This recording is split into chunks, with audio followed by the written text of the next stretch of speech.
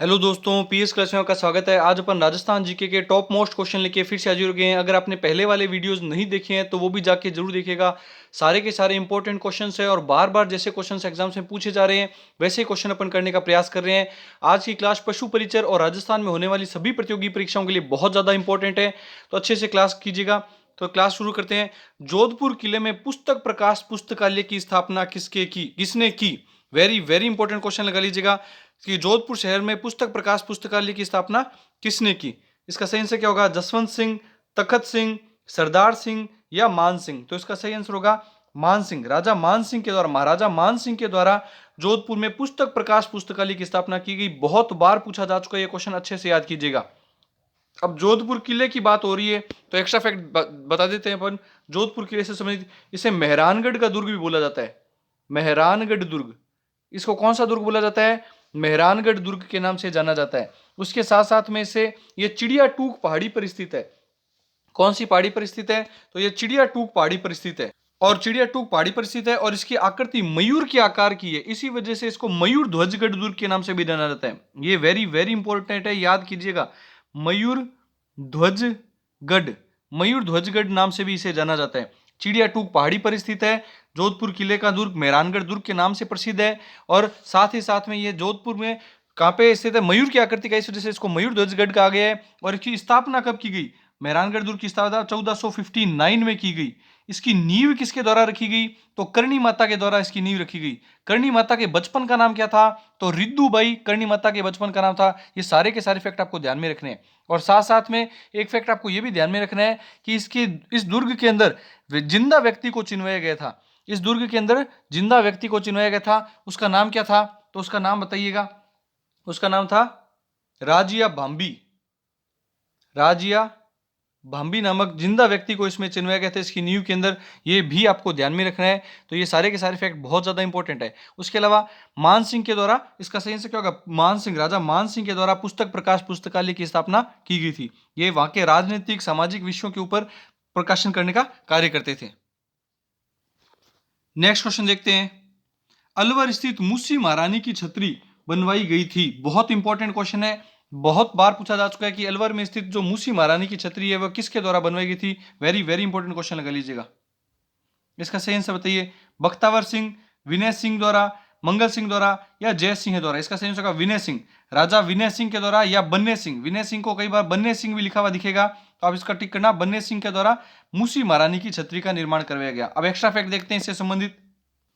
और कई बार पूछा जाता है कि 80 खंभों की छतरी के रूप में भी जाना जाता है। मूसी महारानी की छतरी को 80 स्तंभों की छतरी के रूप में भी जाना जाता है। और यह अलवर के महाराजा बख्तावर सिंह व मूसी महारानी की स्मृति में बनाई गई थी। 2 मंजिला है ये छतरी। कितनी मंजिला है? 2 मंजिला है। और निर्माण किसके द्वारा किया गया? अलवर के महाराजा विनय सिंह या बन्ने सिंह के द्वारा इसका निर्माण किया गया। नेक्स्ट क्वेश्चन देखते हैं।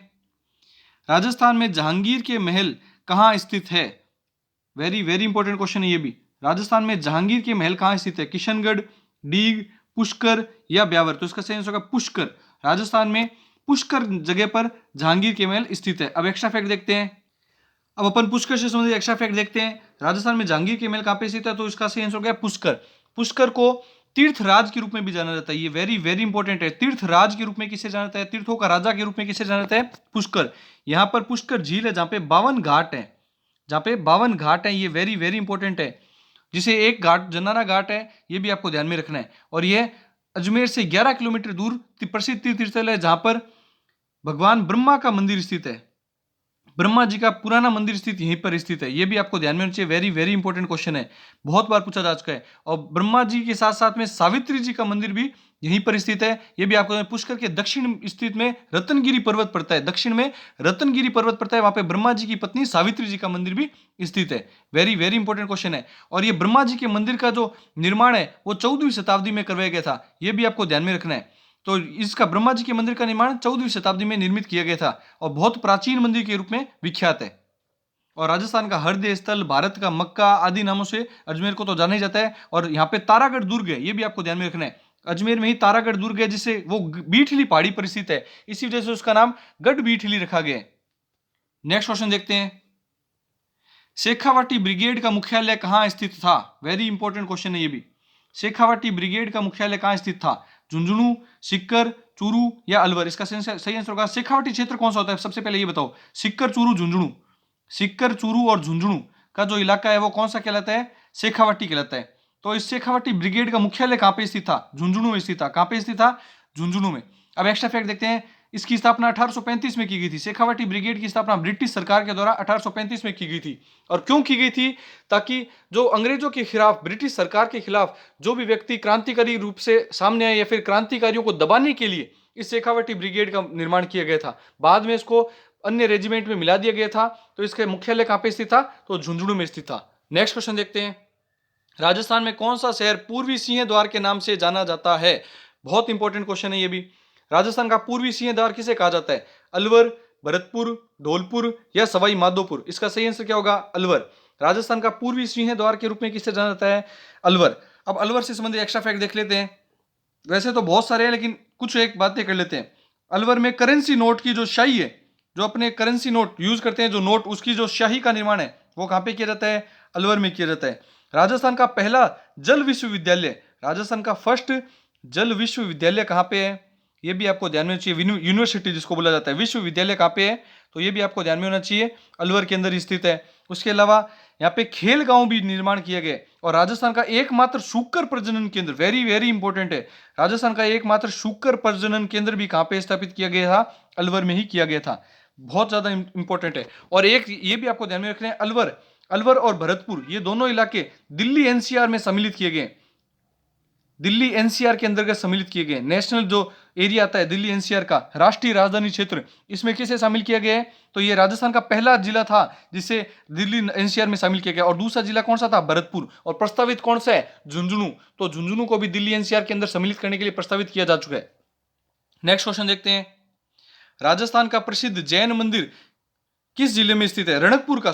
रणकपुर का प्रसिद्ध जैन मंदिर किस जिले में स्थित है? उदयपुर, जालोर, जोधपुर या पाली? इसका सही आंसर होगा पाली में।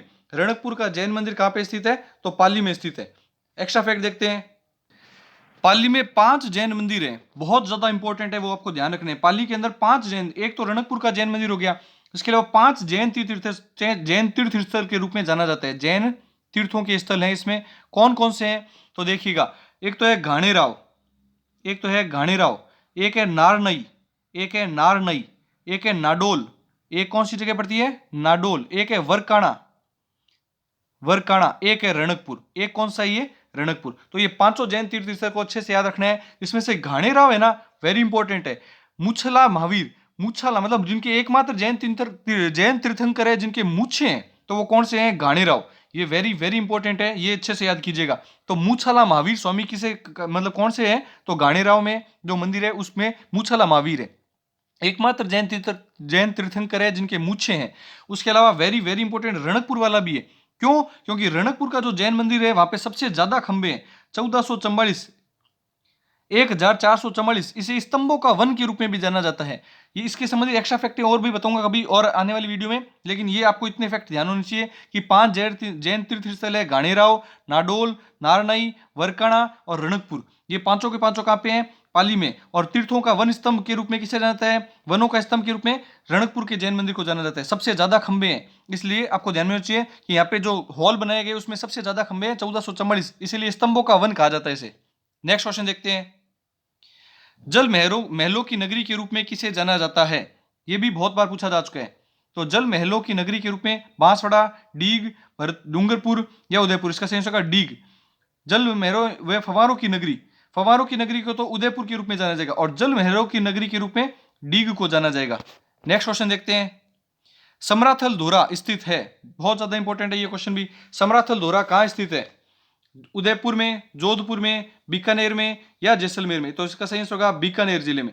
समराथल धोरा बिश्नोई समाज का तीर्थ स्थल है, बिश्नोई समाज के तीर्थ स्थल से संबंधित जगह है ये, तो इसका सही आंसर होगा बीकानेर में स्थित है। अब एक्स्ट्रा फैक्ट देख लेते हैं इससे संबंधित भी, समराथल धोरा से संबंधित।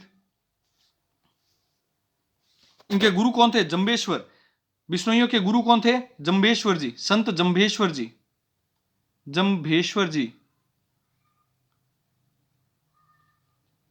और ये कौन से संप्रदाय से संबंधित है? तो बिश्नोई। बिश्नोइयों में कितने नियम होते हैं? 20+9, इस वजह से इनका नाम पड़ा है बिश्नोई। और फैक्ट बाद में किसी और आने वाली वीडियो में और डिटेल में जंबेश्वर जी से संबंधित बातें करेंगे। अगर आपको वीडियो कैसा लगा कमेंट करके जरूर बताइएगा, कितने क्वेश्चन आपके सही हो रहे हैं ये भी बताइएगा। वीडियो को जितना ज्यादा उसके दोस्तों में, स्टडी ग्रुप में शेयर कीजिएगा। Thank you.